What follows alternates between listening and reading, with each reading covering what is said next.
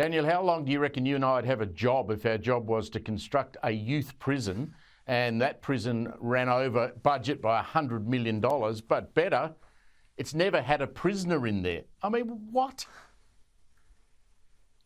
Well, only in Victoria, Steve, and to answer your question, we'd be out of the door very quickly. And quite rightly so. Look, to me, this just gets back to what we've been talking about, the massive failure of government services. Providing, basic law and order and criminal justice is an essential function of government that people expect them to be able to deliver on. And I want to make a broader point here. We have a massive increase in Victoria and across Australia in our incarceration rates over the last decade. It's much higher than any comparable nation with a similar legal system to ours, yet we're not getting the returns in terms of better outcomes for community safety. We need to be incarcerating more of those who are committing violent offences, making sure there's more cops on the beat to deter those who are a threat to the community. But something like 40% of those in our jails across Australia are there for a non-violent offence.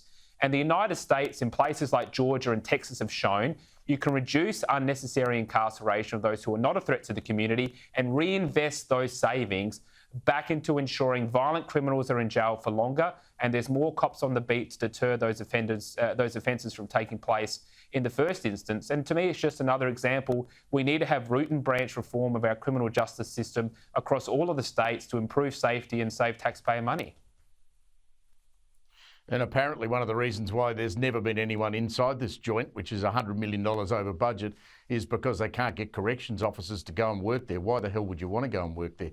Daniel Wild, Christy McSweeney, always a pleasure to see you both. Thank you very much for your time tonight.